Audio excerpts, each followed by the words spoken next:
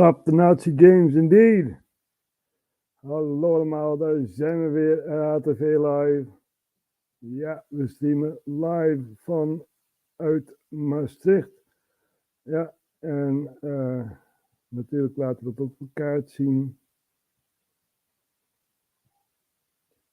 Hier hebben we Maastricht. So we are streaming live from Maastricht, which is in the south of our beautiful country, the Netherlands.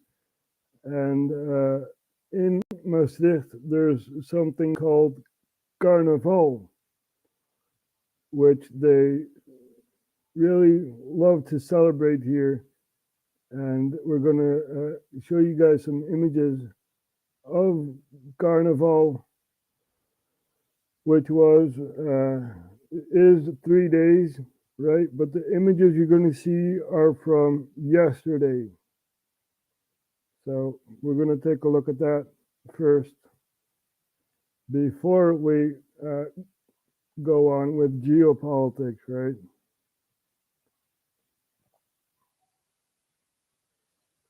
Wait a minute.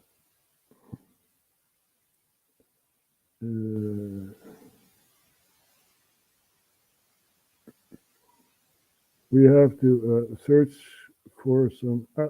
Here we are. We have images of Maastricht during Carnaval. We gaan nou wat beelden kijken naar Maastricht tijdens het Carnaval. Ja. So there is something called. There's something called the Prince Carnival, right? And every neighborhood in Maastricht has their own prince and princess. And once Carnival is used, basically once the date is there, right? All these princes and princesses come together at the Vrijthof, and they tackle up an old lady called the Maaswief. Yeah, the Molswief. And it's a whole tradition, you know. So we're going to take a look at some images here. De Maastrichter Gijs groeit op zijn borst, heel geïntroduceerd met een eigen tempel naar weer. Groeit officier in de oorlogsmolenschade met Holkamp. Tempel, salut!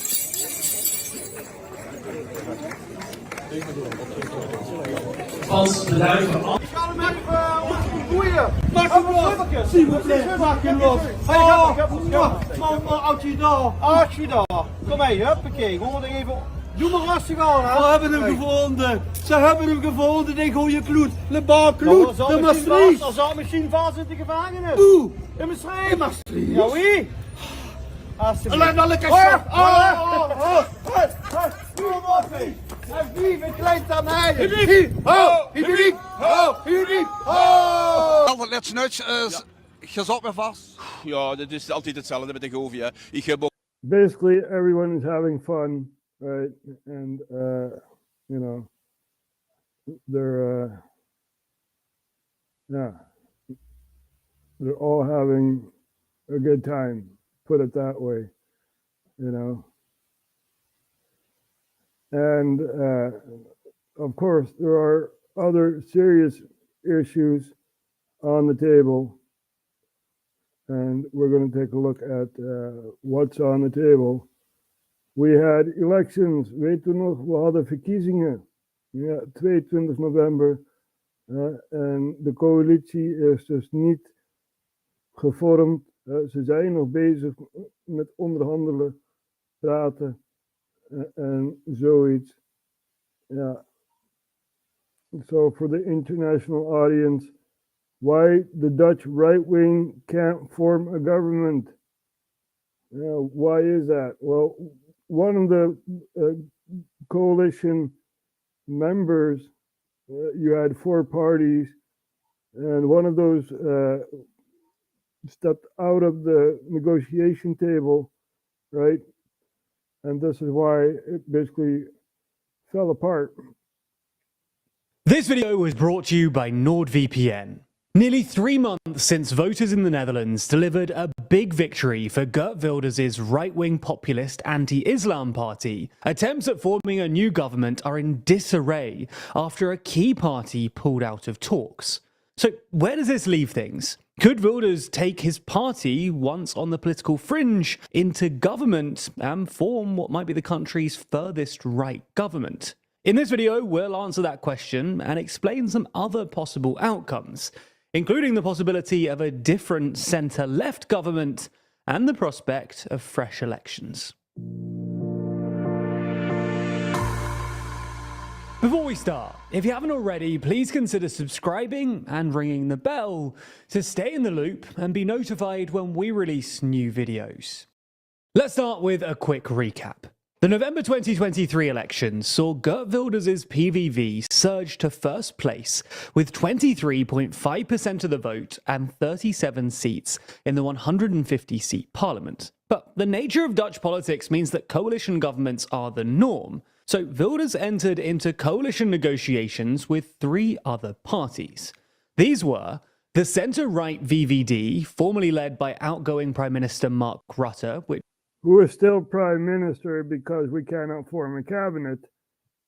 which came in 3rd place with 24 seats, a poor result for the party. Then there's the Centre to Centre-Right New Social Contract, or NSC, a brand new party led by Pieter Omtzigt, which came 4th with 20 seats, having... Now, Pieter Omtzigt came from a political party named the CDA, the Christian Democratic Appeal, right? And he left the party and basically made his own political party. And the last coalition, they were talking about Omtzigt, what to do with him, right? And one of the people within the formation was saying maybe he needs a new job, you know? And now he is one of the coalition parties that stepped out of the new coalition. To Centre-Right New Social Contract, or NSC, a brand new party led by Pieter Omtzigt, which came 4th with 20 seats, having campaigned on better governance and cleaning up politics. And then, the smallest party in the talks, with 7 seats, is the Populist Farmer Citizen Movement, or BBB. Now, the Dutch House of Representatives eventually appointed Ronald Plasterk, a former Labour Party minister, as informed. The BBB has its own political leader, Caroline van der Plas, and she also came from the CDA, basically, and started her own party, the Burgerbeweging, Farmers Civilian Movement. The person effectively overseeing the multi-party negotiations. But just this week, after 8 weeks of negotiations, NSC leader Pieter Omtzigt dropped a bombshell and announced that his party was stepping away from talks and leaving Geert Wilders' government formation in doubt. Omtzigt's justification for pulling out was that he'd seen worrying information on the state of government finances. He said, financial expectations for the coming years have changed. Under no conditions do we want to make promises we know are empty. Now, there may well be other reasons that contributed to Omtzigt pulling out. For example, his NSC party has always been a little uncomfortable with the thought of going into government with the PVV due to Wilders' past calls to ban mosques and the Quran. Not only the NSC was doubtful of forming a government with Wilders, right? We also have the VVD, which was also doubtful, you know, and didn't really want to work with Wilders. And they had pressed the distribution law through, right, which distributes a lot of refugees through the Netherlands. Something that Omtzigt said is unconstitutional. But whatever the precise reasons, other party leaders involved in negotiations were not happy, especially because it seemed to take them by surprise. Wilders said, "I don't understand it at all," adding that Omtzigt's move was incredibly disappointing. Meanwhile, BBB leader Carolina van der Plas called it a total surprise, something echoed by the VVD's leader. Even the informateur said that he was a bit surprised when he found out via WhatsApp. So, what is going to happen next? Well, this is clearly a major setback for Wilders' efforts to form a government, but the outcome of this isn't certain. In the immediate term, Plasterk met with the remaining potential coalition partners on Wednesday, and is due to submit a report to Parliament on the status of the negotiations and possible ways forward. That progress report will then be debated by the House of Representatives next week before they decide on a next step. So, where might things go from here? Well, the way we see it, there are basically three possible routes forward. The first is the continuation of negotiations to form a right-wing government, but a minority one. The second is the start of fresh negotiations to form a government led by the centre-left Labour-Green alliance. And the third is snap elect. Now, the second option is a total disaster for the Netherlands, right? Because the majority of the Dutch voted for a right-wing coalition, not a left-wing coalition. But this is, an option. Which could happen if either of the previous possibilities fail. So now, snap elections, the Parliament is supposed to speak out for snap elections, right? Normally we have a preset date for elections, but when, things get out of hand, then the Parliament can say, we want elections. And the Parliament is basically the voice of the people, right? So, the third option. I am all for the third option. Dus we hebben drie opties. Of we krijgen een minderheidskabinet van Wilders. Dat betekent dus dat de oppositie meer te zeggen heeft dan het kabinet zelf. Eigenlijk min of meer. Die hebben dan meer voor het zeggen. Of we krijgen een linkse kabinet, met Timmermans. Dat willen we eigenlijk niet, gezien de uitslagen. Of we krijgen nieuwe verkiezingen, maar dat moet het parlement uitroepen. Ja. En ja, gezien zij in een penibele situatie zitten, denk niet dat dat zo snel gebeurt. Dus dit is allemaal aan de hand, mensen. En ja, het is eigenlijk moet de bevolking hier iets op te zeggen hebben. Ja. Maar de Nederlandse bevolking heeft zoiets van, ja, boeien. Boeien, maakt het uit. Die vormen toch wel een kabinet, die doen toch wel wat ze willen. Zo gaat het in Nederland. De Nederlander is niet echt betrokken. Hoewel, ze zijn wel bij hun partijen betrokken. Dat wel. Er is wel een ideologische stroming, zo zou je het kunnen noemen. En daar raakt men in betrokken. En maar dat heeft weinig zin als je dus niet een achterhalend gegeven geeft aan een partij. Ja? Dus de partij staat ergens voor, jij staat ergens voor. De onderliggende gedachtegoed is er. Maar dan moet je dat ook gaan promoten en zoiets. Hè? De tafel van ideeën. Ja? Als jij denkt van nou, dit is goed, dan moet je dat ook gaan promoten. Dan moet je ook iets mee gaan doen. Maar dat gebeurt niet. Het gebeurt alleen als er verkiezingen zijn. Stem op ons, want wij hebben hier zo. Kijk, hier hebben we een lijst van dingen die we willen gaan veranderen.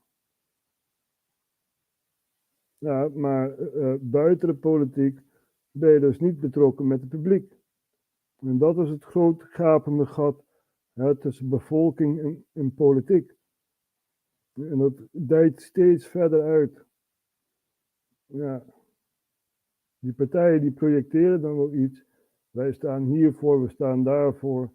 Maar ja, buiten de verkiezingen hoor je er helemaal niks van. En het zijn dan zogenaamd onze vertegenwoordigers. Hou op. Hou op. Nee, mensen gaan te veel in de stroming mee. Die zeggen van ja, mijn partij is beter dan jouw partij. Nee, ze zijn allemaal eigenlijk bijna hetzelfde. Ja, een puntje naast de komma. De enige die enigszins uitspat is FVD. Die zijn wel betrokken met het publiek. Elke maandag doen ze een live. En dat zie je hier ook, Forum voor Democratie. Die zijn wel enigszins betrokken met het publiek, maar de rest, de politici allemaal niet hoor. Het zal hen een worst wezen of er een nieuw kabinet komt of niet. Dus dat is een beetje de spagaat waar we in zitten. Hè? En even kijken. Een demissionair kabinet heeft meer macht na die cyberaanval waar alle politie aan meedoen. Ja, ze hebben nu inderdaad meer macht. Want ze zijn ontslagen. Moet je je voorstellen dat je bij een bedrijf werkt. Ja, het bedrijf waar je werkt, dan functioneer je dus niet goed. Nou, het bedrijf gaat jou ontslaan. Ja, ga maar naar huis. Pak je spullen maar, ga maar naar huis. We hebben niks aan jou.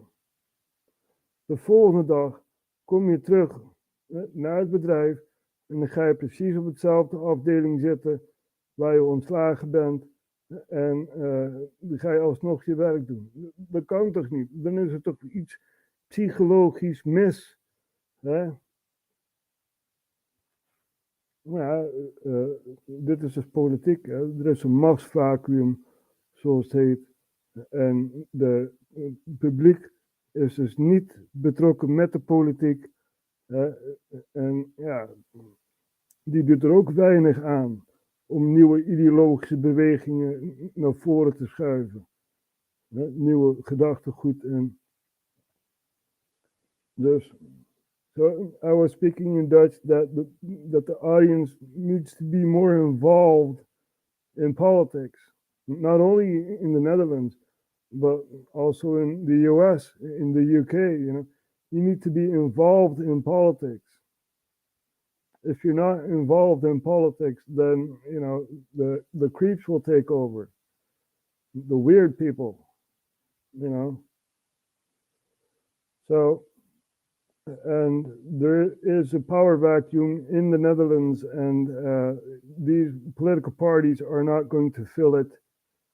And if they will fill it, it's not going to be good for the Dutch civilian. Voor de burger doet het niet veel goed om een nieuwe regering neer te zetten. Het zijn allemaal WEF-poppetjes. They're all WEF puppets. And yeah, we need to stand up. We need to understand the power system, right? And if you understand it, then you can change it. So, and I'm trying to explain how it works. So, let's see what else we got. We got some history, of course. We have the presidential address to Congress on terrorism. You guys remember that 9/11, right? Oh, the Taliban, they're in power in Afghanistan and they have to give us Al-Qaeda members and stuff like that. Here it is. Presidential address to Congress on terrorism.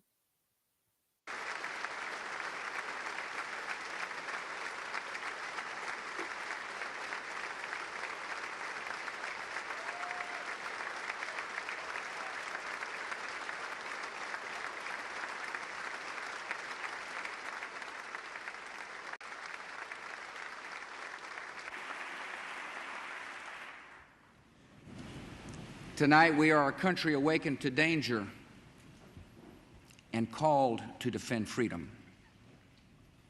Our grief has turned to anger, and anger to resolution.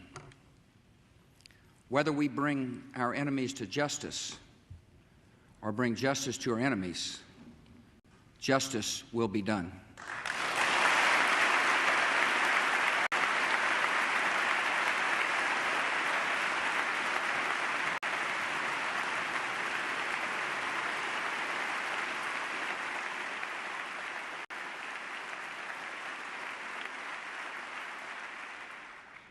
And tonight, the United States of America makes the following demands on the Taliban.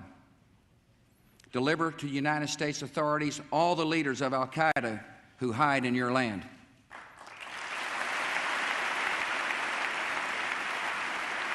All the leaders of al-Qaeda who hide in your land. Well, I think that Hillary Rodham Clinton said we created al-Qaeda. So, yeah, it really makes you think, huh?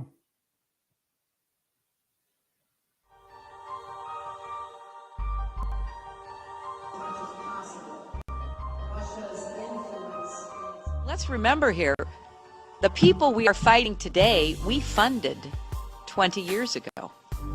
And we did it because we were locked in this struggle with the Soviet Union. They invaded Afghanistan, and we did not want to see them control Central Asia. And we went to work. And it was President Reagan in partnership with the Congress, led by Democrats, who said, you know what, sounds like a pretty good idea. Let's deal with the ISI and the Pakistani military, and let's go recruit these mujahideen. And that's great. Let's get some to come from Saudi Arabia and other places, importing their Wahhabi brand of Islam so that we can go beat the Soviet Union. And guess what? They retreated. They lost billions of dollars, and it led to the collapse of the Soviet Union. So there's a very strong argument, which is, it wasn't a bad investment to end the Soviet Union, but let's be careful what we sow because we will harvest. So we then left Pakistan. We said, okay, fine, you deal with the stingers that we've left all over your country. You deal with the mines that are along the border. And by the way, we don't want to have anything to do with you. In fact, we're sanctioning you. So we stopped dealing with the Pakistani military and with ISI, and we now are making up for a lot of lost time. We're building a relationship that just did not exist. I said in our last trip when you were with me, we had a huge trust deficit, in part because the United States had, to be fair, we had helped to create the problem we're now fighting. How? We helped to create the problem we are now fighting. Right? So, and I've said this before, right? When we were focusing on Afghanistan, the Mujahideen fell apart, right, into three factions. You had the Taliban, the Northern Alliance, and Al-Qaeda. Al-Qaeda being created by U.S. and Saudi backing, right? So this is all happening, right? And the war on terror was basically, to fight off the Taliban in Afghanistan. Now, Joe Biden is in power, right? Another Democrat. And what did we see? We saw the U.S. leave Kabul airport, and even people hanging on planes and stuff like that, trying to leave Afghanistan because the Taliban came into power again. Right? So you use a proxy to fight off the USSR, which, good or bad, it's been done. and that proxy falls apart into 3 other groups. And there was infighting between the Northern Alliance and the Taliban, right? Now, prior to 9/11, the Northern Alliance asked the US to help fight the Taliban. So, and then 9/11 happened. Oh, we got Afghanistan here. We got a group here, the Northern Alliance, yeah, they want freedom. So this is all happening, you know, this has happened. I'm not making this stuff up, right? So what happens when you occupy a country? What is the first thing that happens when you occupy a country? Say, for instance, Iraq, right? Wat is het eerste wat gebeurt als je een land bezet? Zeg Irak. Ja? Het eerste ding wat er gebeurt. Er komen allerlei bedrijven naar het land toe. Ja? Buitenlandse bedrijven die dus olie, in dit geval, we kijken naar Irak, olie eruit pompen. Ja. So you have foreign companies coming to the country to extract oil and stuff like that. You know, even taking over Iranian ships and giving it another name, right? And, you know, using those ships to distribute oil, right? This has been happening, you know. So, who is the main enemy here? Is it Russia? Really? Or is it the US by proxy, right? Everything is done by proxy because it's not the US doing this, it's the shadow organizations controlling the US that are doing this, right? The same happened in Syria. When Syria was overrun by proxies that we as the Netherlands supported.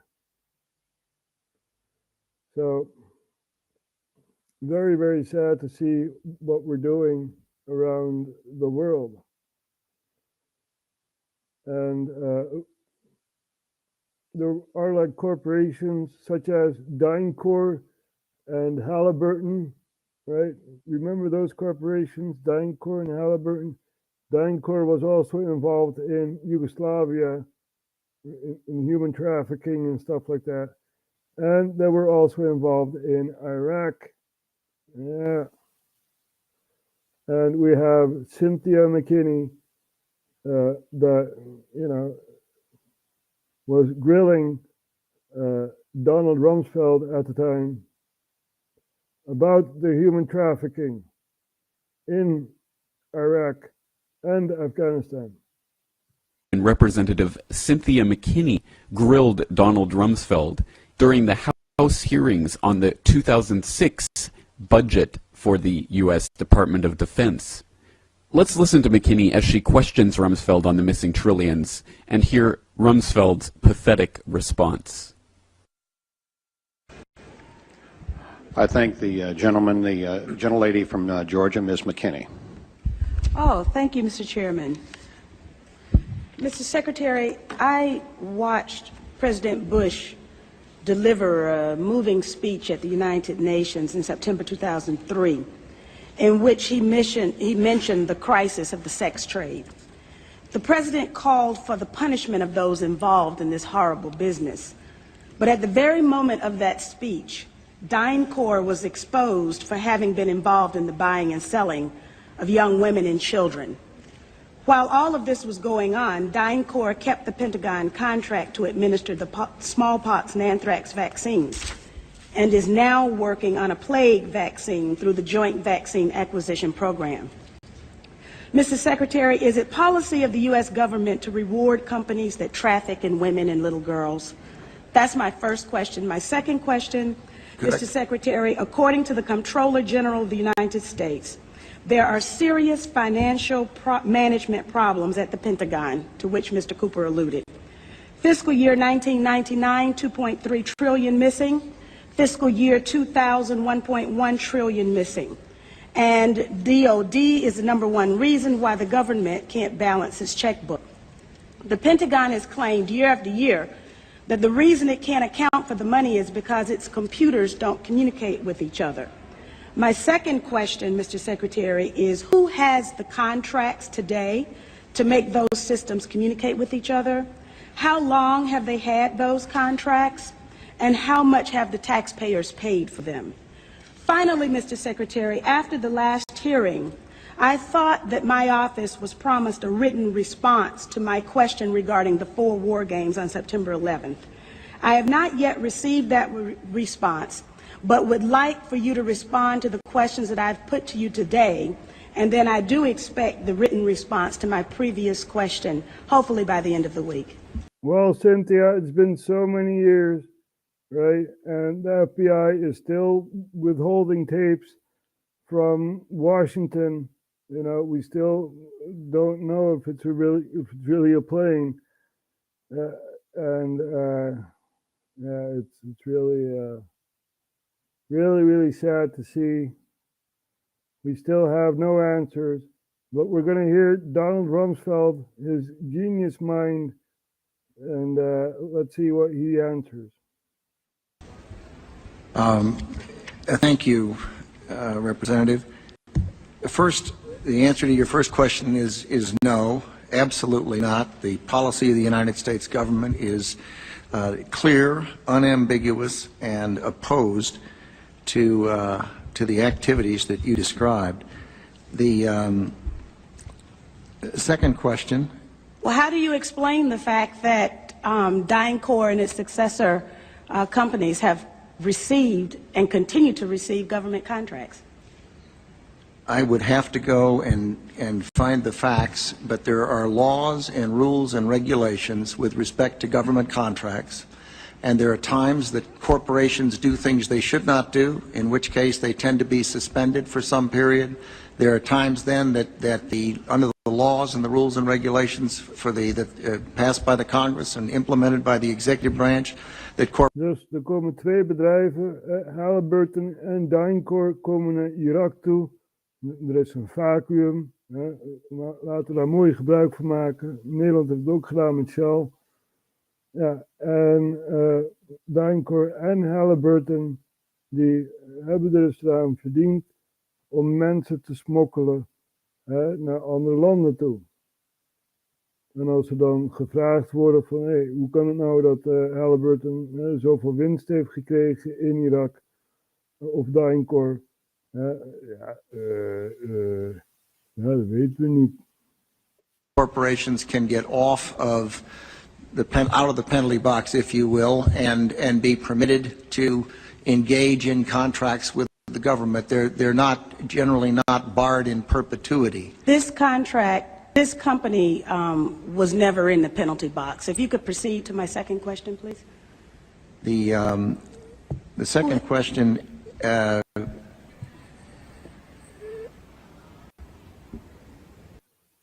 This is bad, right? I've forgotten what the second question was. You forgot the second question. Why not write it down or have someone write it down for you? I think Ms. Jonas knows it. Okay.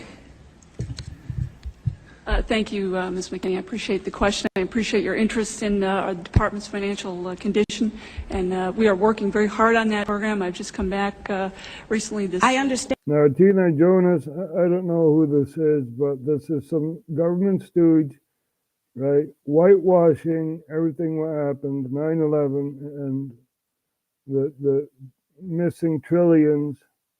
We know. There are trillions missing at the Pentagon, right? Never have been found. understand that you're working hard on it, but my question was, who has the contract? How long have they had that contract? And how much money have we spent on it? There you go, Cynthia. Yeah. In general, we spend about $20 billion in the Department on Information Technology Systems. $20 billion. Right. This is why you hear from RHTVLive, right? The real enemy is what Eisenhower warned us about, the military-industrial complex. That is the real enemy.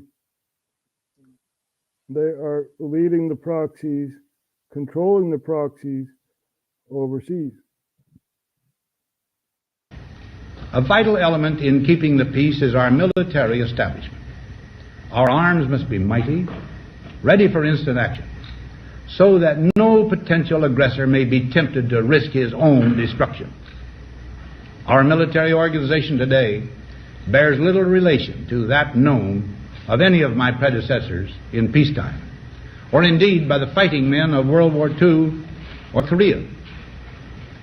Until the latest of our world conflicts, the United States had no armaments industry.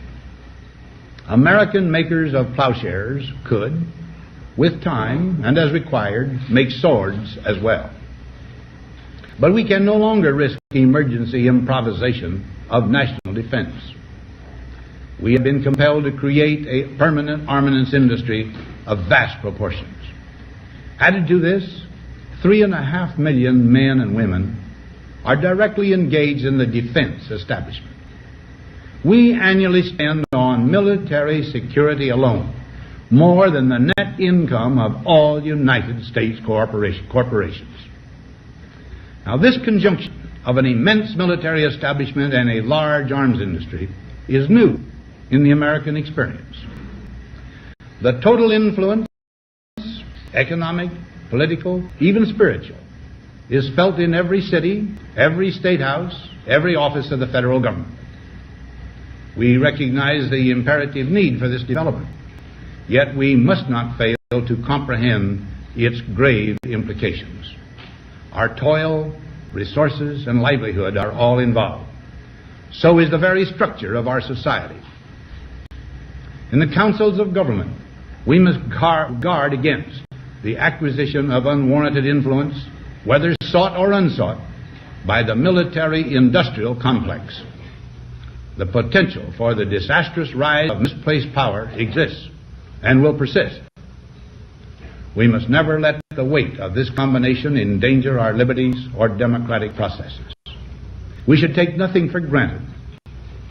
Only an alert and knowledgeable citizenry can compel the proper making of the huge industrial and military machinery of defense with our peaceful methods and goals, so that security and liberty may prosper together. We are trying to do this peacefully, right? Inform the public on what's going on. Now, you heard Hillary Clinton. We created what we are fighting, and let's go to Pakistan, where we have Zbigniew Brzezinski, one of the great shadow people, right, working for the CIA, and he's in Pakistan creating the Mujahideen. National Security Advisor Brzezinski flew to Pakistan to set about rallying resistance. He wanted to arm the Mujahideen without revealing America's role. On the Afghan border near the Khyber Pass, he urged the soldiers of God to redouble their efforts. We know of their deep belief in God, and we are confident that their struggle will succeed. That land over there is yours. You'll go back to it one day, because your fight will prevail, and you'll have your homes and your mosques back again, because your cause is right and God is on your side. Oh, God is on your side. Okay.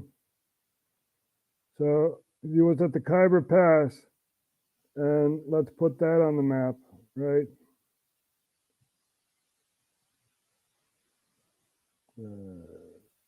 There. Here we have the Khyber Pass, which is in Pakistan, bordering Afghanistan. And basically, he made his army here and going to invade the Soviet state of Afghanistan. And he won, basically. And the Soviets were drawn out of Afghanistan. And then the US was like, bye, mission accomplished.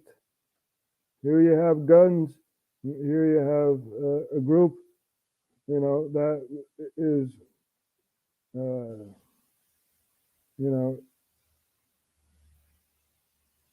ideological jihadi group. And here you go, Afghanistan. Yeah, this is our present to you, right? So civil war has strifed Afghanistan, and they're still in a civil war with the Taliban now in power. The force you guys were fighting and occupying the country for 20 odd years, right? Joe Biden said, mission accomplished. Yeah, Al Qaeda is out of the country. Like, oh my God, really? So this is all happening, people. Just giving some history, a layout of what's happening here. And let's take a look at Al Jazeera, see what they have to say about what's happening in their region.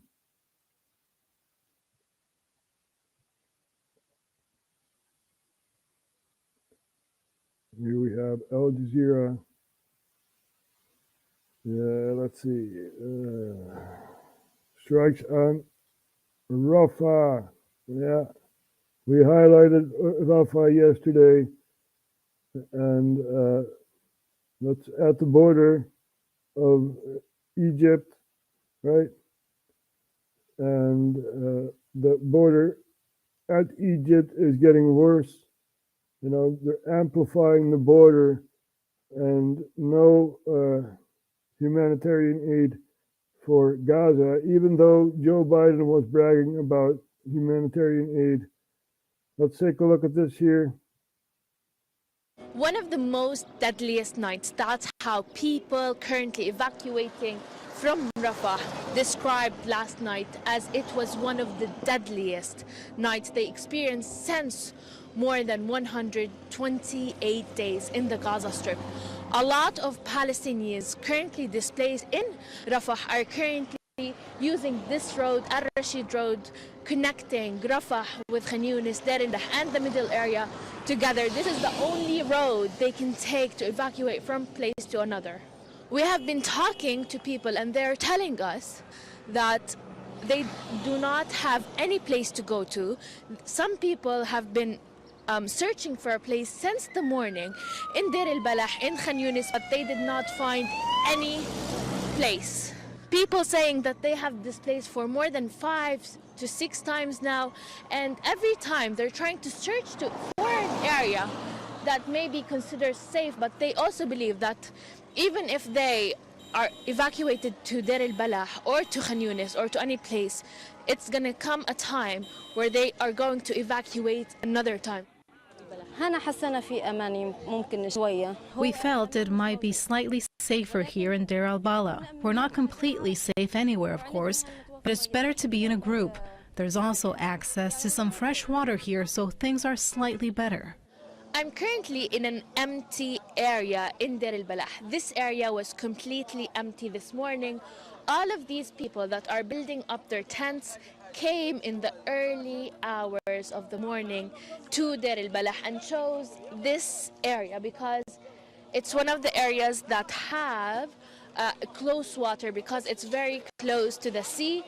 As you see, people have been displaced more than one time. This family was displaced for more than 7 times, and now they came to Deir al-Balah because they think that it is safe. نازح من بيت لاهي للمغازي من مغازي لخانونس من خانونس لرفح. We first fled to Al-Maghazi, then Khan Yunis, and then Rafah. Last night we had to leave the school where we were sheltering. We decided to flee to the nearest area vacated by the Israelis, which is Deir al-Balah. All of the people are frustrated, are despair. They're saying that the quadcopters came into the schools and where they were seeking refuge in their tents and started shooting live ammunition on people. At least 60 Palestinians have been killed in Rafah last night. People say that they're stuck between death, starvation and displacement. This is Hind al-Khudari, Al Jazeera, Deir al-Balah. So let's put that on the map so people have a better understanding of what's happening. Here you have Deir al-Balah, right, which is in the middle of Gaza, basically. So they fled towards the south, towards Rafah, and they were attacked there, and they fled back to the north. So, you know, they're fleeing every instance, really sad. They have nowhere to go, and everything is bombed, you know. So, yeah, very sad to see what's happening there. Ja, dus de reportage wat je gezien hebt was in Deir al-Balah. Ja, moet ik het goed zeggen, maar ik weet niet of ik dat wel doe. Maar goed, die zijn dus naar Rafah toe gegaan, naar het zuiden. En daar konden ze ook niet verblijven, werden ze ook beschoten. En zijn ze weer naar het midden van het land toe gegaan. Naar Deir al-Balah. Ja. En ze kunnen nergens naartoe. Het is helemaal omgeven door een grote hek. 2 hekken eigenlijk. En heel veel prikkeldraad. En ja, ze kunnen niet naar buiten. Ze kunnen ook niet via de oceaan, via de Mediterraanse Zee. Dat lukt ook niet. Dan heb je boten die op hun schieten. En de grens is dicht met Egypte. Heel, heel erg triest. Die mensen kunnen nergens naartoe. En wanneer is het nou afgelopen? Ook hier is er dus een oorlog gaande. En we kijken niet de andere kant op, zoals velen dat wel doen. Wij belichten het gewoon. En we doen ons best. Ja, meer kun je niet doen. We're doing our best to inform the people on what's going on, right? And you can't do more. You know, people throw this all aside and say, this is nonsense, you know. But it's not. This is reality, right? Dit is de realiteit. Dit is geen onzin wat ik hier allemaal uitviel. Nee, we kijken gewoon door de frame van realiteit. En ja, in de hoop dat men de situatie beter snapt. We hebben het gisteren over Israël gehad, de acties in Zuid-Libanon en Syrië. So we were talking about Israel yesterday, the actions in South Lebanon and Syria, Iranian targets in Syria and stuff. You know, it's all one big hive. And you have to really see what's going on here. Yeah. So first of all, a power vacuum was created in Iraq, right? which led to other groups trying to take over power in Baghdad. ISIS, Al-Qaeda formed into ISIS, right? They went into Syria and took over the oil fields in Syria. And basically, the Syrian conflict is a frozen conflict. There are still proxies in Syria, in Idlib and Aleppo, I believe, somewhere up north here, right? And, it's a frozen conflict. Assad is still in power, and that would be better than having ISIS in power or another proxy group. But people in Syria are fed up with Assad. They're also demonstrating against Assad. And can Assad hold on to power? That is the most important thing, because we have elections coming up also in Syria, right?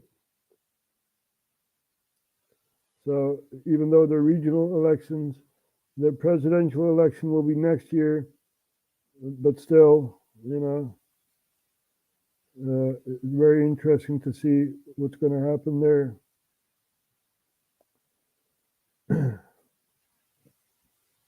Ja, we krijgen verkiezingen in Syrië, regionale verkiezingen, dit jaar nog, en volgend jaar de presidentiële verkiezingen.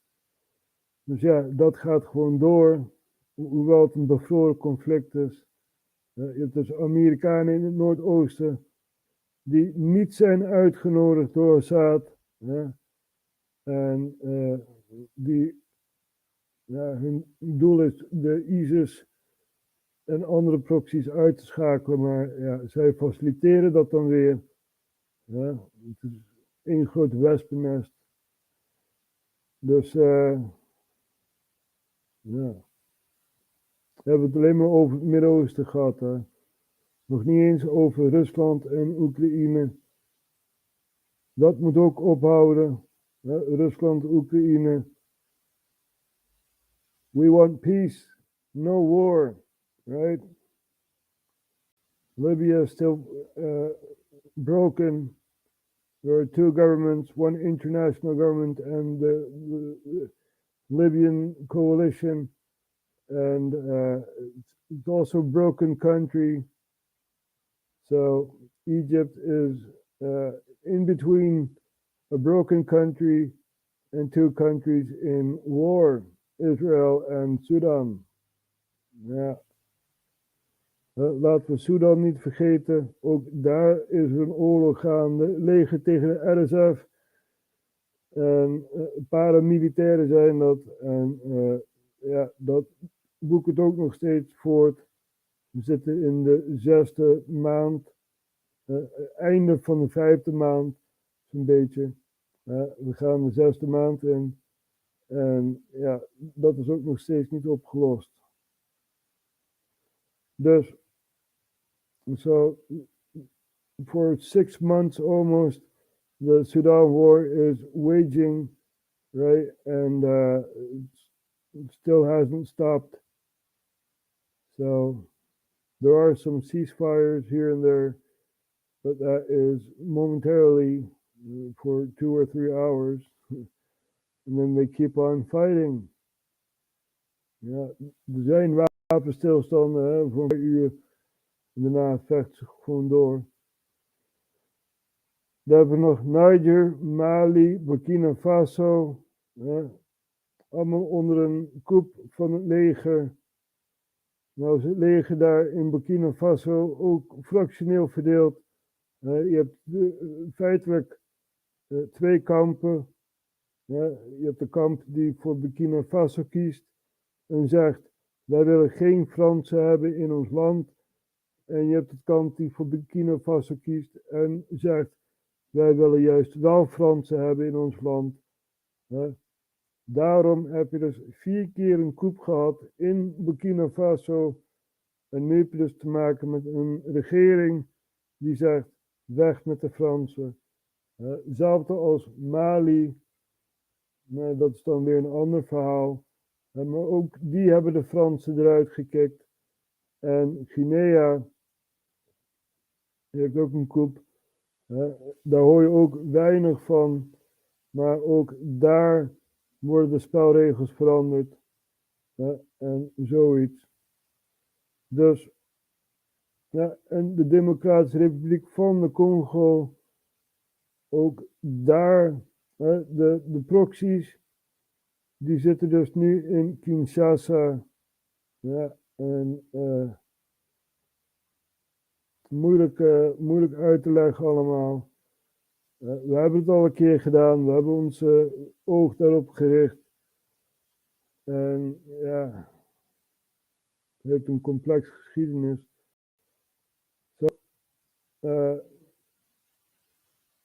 Why not explain it again, right? So the Democratic Republic of the Congo was Zaire, right?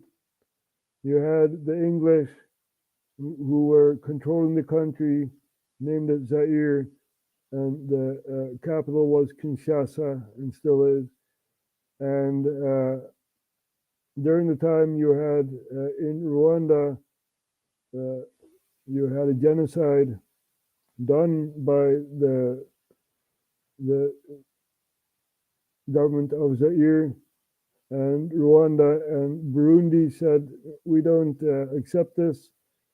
And they also used Uganda to overthrow the government in Kinshasa. And so the proxies became the ruling powers, right? Now add some 20, 30 years to their power, and you had another situation where some proxies tried to take over Kinshasa. History repeats itself, and this is what's happening over there. It's been at war for 20 odd years, and now, you know, they're in the state capital. So that's also something to look at. And we also have Ethiopia. Maybe they're on the warpath, who knows? Because they want access to the Red Sea or the Gulf of Aden, one of those access points, right? They want a harbor. Now they had a deal with Somaliland, a part of Somalia, but Somalia said, nope, we're not going to do that. And the president of Somalia went to Egypt. We reported on it. And Egypt said, we are going to support Somalia when Somalia is going to be attacked.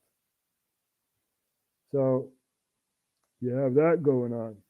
Niger, Mali, and Burkina Faso also left ECOWAS, right, which is a monetary agreement between West African countries. They left ECOWAS, and you know, maybe they're going to form their own economic union. So lots of things happening in Africa. We also have South America, which is also very interesting.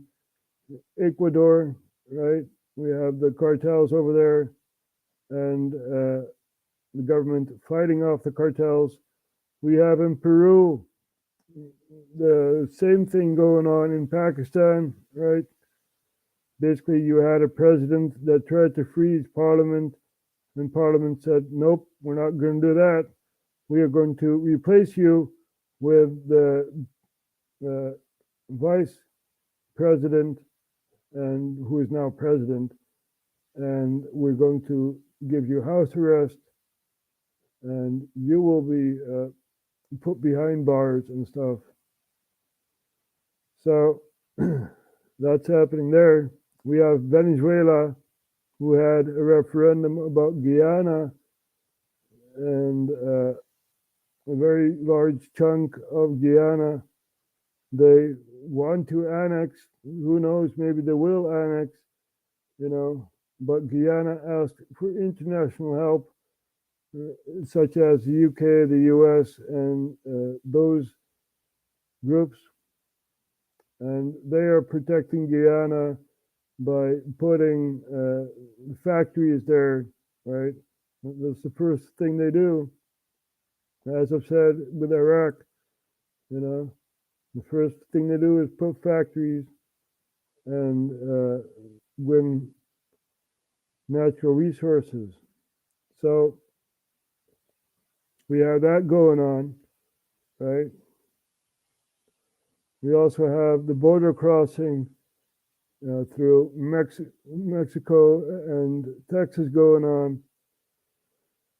We followed Soup Mama all the way to, where was that? Some camp in Texas. And yeah, very interesting to see that. There is a group of civilians, American civilians, that say now is enough. And that group is growing. So, yeah, that's also very interesting to see. The state of Texas says, screw you, federal government.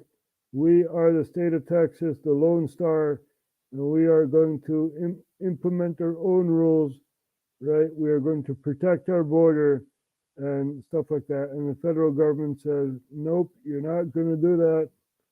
Yeah, we order you not to do that. So that's going on.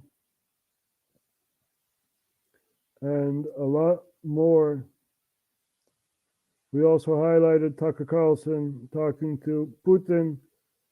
And yeah, it's also very interesting to see. We're also going to take a look at Forum for Democracy. As I've said before, they give a live stream every Monday, and we're going to take a look at what they have to say about the formation. They say fatal formation, fatale formatie. We gaan even kijken naar wat Forum voor Democratie zegt over de formatie.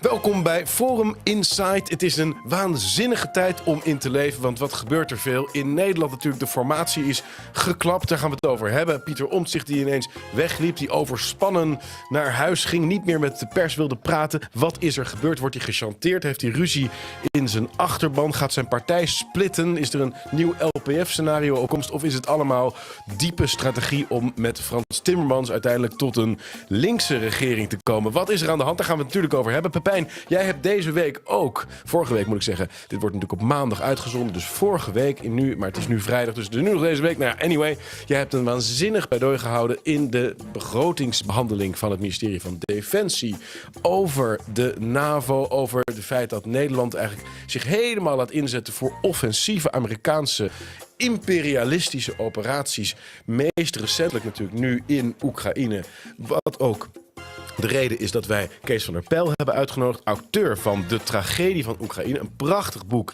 dat zowel historisch heel erg veel achtergrond geeft als de analyse van de huidige situatie. Want Poetin heeft natuurlijk een interview gegeven met Tucker Carlson. Wereldnieuws, meer dan 100 miljoen keer bekeken. En jij hebt het ook gezien, we hebben het allemaal gezien. En wat vinden we daar nou eigenlijk van? Wat betekent dit voor de situatie? Wat kunnen we ervan leren? Wat moet Nederland gaan doen? Wat gaat er gebeuren in Amerika? Daar gaan we het allemaal over hebben. Ook aan tafel Tijmen Sprakel. Wij kennen elkaar eigenlijk vanuit onze gedeelde liefde voor muziek. Je hebt ook je gitaar mee. Je gaat zo meteen wat voor ons spelen. We hebben ook nog de FVD-gitaar. Die moet je ook even uitproberen. Maar je hebt ook een boek geschreven over AI. Over kunstmatige intelligentie. Chatten met Napoleon heet het. Jij bent ook docent. Je zit in het onderwijs. We gaan het hebben over wat die nieuwe computertechnologie betekent in het onderwijs. Maar ook breder in de samenleving. Waar gaan we naartoe? En op die manier gaan misschien beide onderwerpen ook wel versmelten met elkaar. Want de wereld van de toekomst is natuurlijk een multipolaire wereld. Een wereld waarin China, Rusland, de andere BRICS-landen zich steeds duidelijker zullen doen gelden. Het is ook een wereld waarin computers zich zullen doen gelden. Dus hoe... So this is one of the good things that Forum for Democracy does, right? Inform the audience on what's going on. And they're not always right. But still, this is one of the good things that they do. You know, and he's talking about a load of subjects on the table. Tucker Carlson and AI, right? The guy that you just saw wrote a book, Talking to Napoleon, which is an AI program or something like that. You know, and we also had two other people, Pepijn van Houwelingen and here we have Pepijn van Houwelingen, and here we have, what's his name? I forgot. Anyway, it's also very interesting to watch. Ralph Dekker is his name. And yeah, interesting stuff. They're also going to Belgium, or they were in Belgium, because over there we have elections coming up for the European Parliament, and they're also, you know, trying to set foot on the Belgian side, or the Dutch side of Belgium, right? Belgium is divided into two, or actually three. You have a Dutch side, Flanders, the French side, Wallonia, and you also have a German side. So Nigel Farage said Belgium is not a country, and he is right about that. So, yeah, what else? What else? There's so much going on in the world. So much going on. Now, let's take a look at this here. Tucker Carlson's first discussion since Putin's interview. So let's take a look at if his vision of the U.S. has changed after the Putin interview. I'm trying to do this, but my country's intel services were working against me illegally, and that enraged me because I'm an American citizen. I'm 54, I pay my taxes, I obey the law. And there was no expectation in the America that I grew up in that my government and its intel services, NSA and CIA, which were always outwardly focused on our foreign enemies, would be turned inward against American citizens. And I'm shocked by that, and I'm infuriated by that. And so once I discovered that that was happening, and I confirmed it was happening, and they admitted that they did it, then I was totally determined, monomaniacally dedicated to doing this interview, not simply because I want. I really wonder, Tucker, if you actually know what's going on in the U.S. I really do wonder that. Now, let's take a look at what happened in the U.S. 1993. What happened back then? Yeah, I can hear you. I can hear you. Yeah. The World Trade Center bombing. Yep. Now, who was in power during the World Trade Center bombing? 1993. who was in power? That would be Bill Clinton, right? Now, you also had the Oklahoma bombing, Timothy McVeigh, and that was deemed as homegrown terrorism. Now, the Democrats have used that base, right, that homegrown terrorism, and they used that during their political campaigns. During the Obama era, you had change. Remember that? Change, and hope, and blah, blah, blah, blah. But still you had domestic terrorists, right? If you look at when a Republican is in power, say George W. Bush, what did he say? Yeah, Afghanistan. Oh, we got Saddam Hussein in Iraq. So when a Republican is in power, the enemy is foreign. When a Democrat is in power, the enemy is domestic, right? So, Tucker, you're supposed to know this. You are an American. Want to know what Vladimir Putin is like and what he thinks about a war that is resetting the world and really gravely damaging my country's economy, but also because they told me I couldn't on the basis of illegitimate means and for no really clearly stated justification. And I thought that can't stand. I want to live in a free country. I was born in one. And I'm going to do whatever small thing I can do to maintain, the society that I love. America is not free anymore. Ever since Bush had the Patriot Act, right, and a new mechanism came into the machine called the NSA, National Security Agency, and you had another overgrown mechanism that was controlling the Americans, right? And from the NSA, you had the TSA, the border agents and stuff. You're supposed to know this, Tucker. You are known to be pro-Republican Party, right wing of the Republican Party. This is what they claim. They said first you've been a Democrat, That's not and true. became a Republican. Okay. Or you are known to be pro-Trump, anti-Biden. What is truthful in this? And you went to Putin because you are pro-Trump and anti-Biden? My views are not very interesting. I'm not sure how I'd characterize them. They're changing as quickly as the world itself is changing. And as a matter of principle, I think that, that your views should change when the evidence changes, and assumptions that you had in the past are proven wrong. That has happened to me virtually every month of my life. If you pay close enough attention, you can rate your own performance, just as if you're betting on sports. Well, basically, Tucker, you were a sock puppet for Fox News, right? And people like you because you're honest.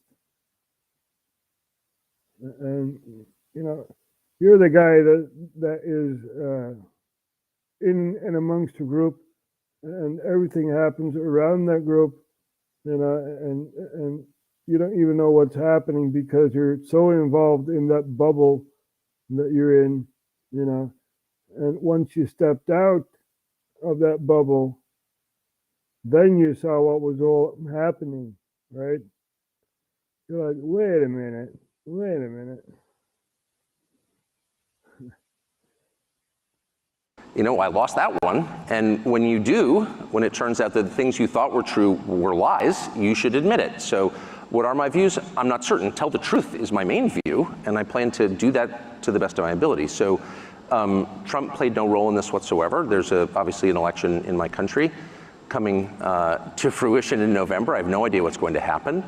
I think that the current administration is very obviously incompetent, and the president is senile.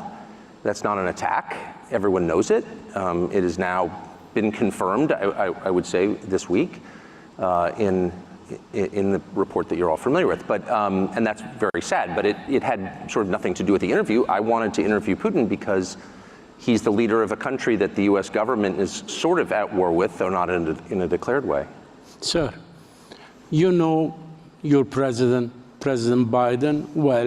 Yes, I do. You've been working in several media organizations from PBS, CNBC, MSNBC, Fox News, CNN, and you've been covering this field well, and you know the American politicians. And now you've been following Putin, and you did a very lengthy interview with this gentleman. And for sure, to interview him, you did your homework and you did your research. Comparing. I don't think so. I don't think that Tucker Carlson did some research on what Putin was going to say, right? Putin was like, oh, let me take a minute. Let me take a minute to talk about the state of Ukraine. And that 1 minute lasted half an hour, right? I don't think that Tucker Carlson ever knew about the Polish-Lithuanian Empire and stuff like that, you know. This is all new for him. Russian history is pretty new for an American. Since he was in that bubble, when he stepped out of it, you know, a whole new reality opens his mind. So here you have someone awakening in the process. The culture, the competence between Vladimir Putin and Biden. How do you see the two men now running the world? I mean, if this were boxing, the fight would be called by the medic. And I say that as an American, and I don't have another passport. I don't plan to ever leave my country. My family's been there hundreds of years, and I love it. I am a patriotic American. And I grieve when I see that the president is non compos mentis, and that in my country, it is considered very rude to say that. And you sort of wonder, how did you get to a place where you have an incompetent president who's driven not simply the standard of living, but life expectancy downward, and no one feels free to say that? That's not a political observation. It's a statement of fact, which is provable empirically. And the most radicalizing thing I would just say for me in the 8 days I spent in Moscow was not simply the leader of the country, who of course is impressive. It's the largest landmass in the world. And it's wildly diverse, linguistically, culturally, religiously. It's hard to run a country like that for 24 years, whether you like it or not. So an incapable person couldn't do that. He is very capable, and many of you know him, and you know that. What was radicalizing, very shocking and very disturbing for me was the city of Moscow, where I'd never been, the biggest city in Europe, 13 million people. And it is so much nicer than any city in my country. I had no idea. My father spent a lot of time there in the 80s when he worked for the US government and barely had electricity. And now it is so much cleaner and safer and prettier aesthetically. Its architecture, its food, its service, than any country, city in the United States that you have to, and this is non-ideological. How did that happen? How did that happen? And it happened because the Western society was degraded into, you know, people that have a lot of knowledge of movies and comics and stuff like that, but nothing about politics. People lost interest in politics, and therefore you have a vacuum, and people in politics can, you know, make advantage of that. Remember Obama, the Obama phone? You guys remember that?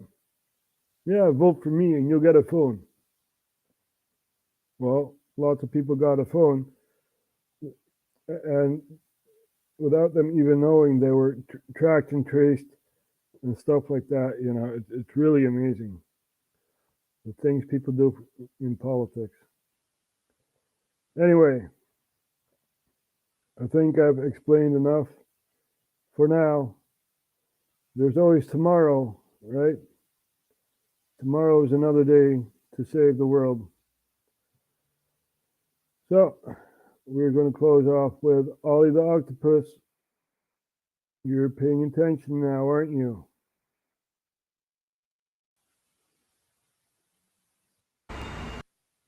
We love you, Charlie. We also love Ollie. And we hate this figure here, Boris Johnson, who was then a mayor of London.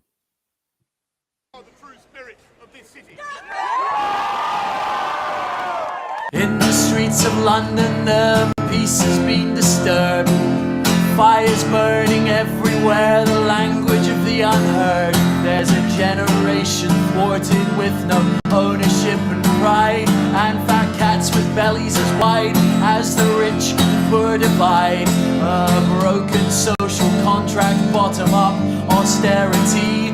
Oh, we can condemn it, but we're paying attention now, aren't we?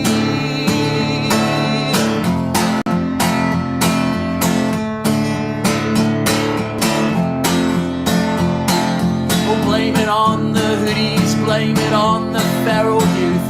But remember, you were young once and you cared about the truth. We sold out to the free market, made a couple of billionaires, and all we got was this mess and McDonald's everywhere. Keep unemployment high, keeps the cost of labour low, keeps young men out on the streets, and well, what do you know?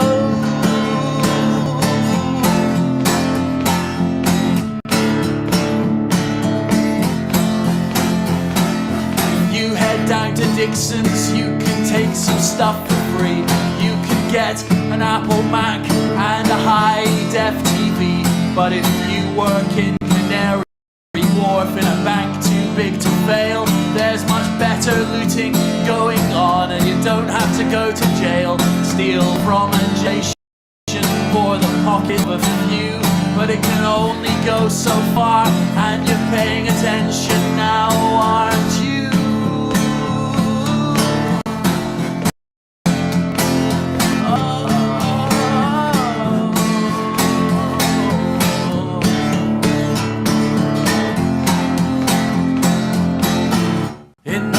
Of London, the peace has been disturbed.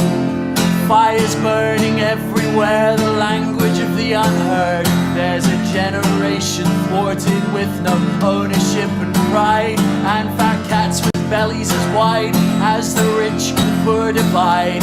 A broken social contract, bottom up austerity. Oh, we can condemn it, but we're paying attention now, aren't we?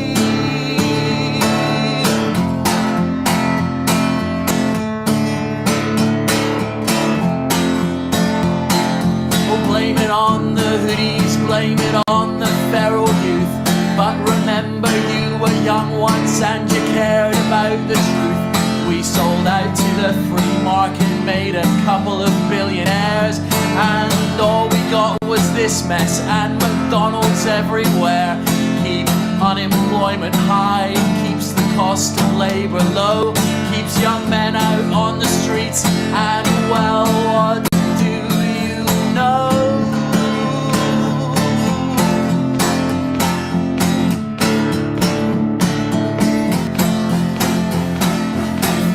Down to Dixon's, you can take some stuff for free. You can get an Apple Mac and a high-def TV. But if you work in Canary Wharf in a bank too big to fail, there's much better looting going on, and you don't have to go to jail. Steal from a generation for the pockets of a few, but it can only go so far, and you're paying attention now, aren't you?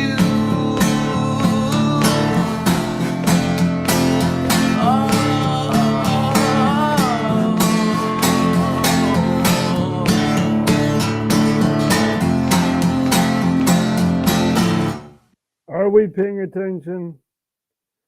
Well, the cherry on the cake will be this year Po News, which is Dutch broadcasting media thing. And they're talking about the farmers, large group of farmers with tractors go on the streets. And let's take a look at this here before we close off. Ze moeten dus gewoon eens luisteren naar de vakman.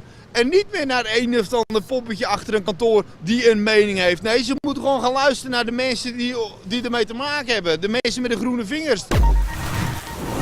So the guy was saying people should listen to the farmers, not some bureaucrat. Wat is de reden dat jullie weer flink aan het protesteren zijn vandaag? Nou, we gaan zo meteen naar Haarlem. En dan gaan we protesteren tegen het mestbeleid. De NV-gebieden, de PPLG, de MPPLG. Ja, jullie gaan zo meteen massaal richting Haarlem onder beleid van de politie. Is de politie jullie grote vriend vandaag? Ja, op zich wel. We hebben goede samenwerking, denken we. En ja, we hopen dat het allemaal schappelijk blijft aan twee kanten. Dus, Dit werkt beter dan de boel tegenhouden? Ja, in principe wel. Ja. Ik weet niet wat beter werkt, luisteren doen ze toch niet. Dus we gaan hopen dat ze vandaag wel een keer gaan luisteren. Nou, het begon... So they're all going to Haarlem and they're protesting against the manure policy, right? So, I thank you all for watching, and we'll see each other next time.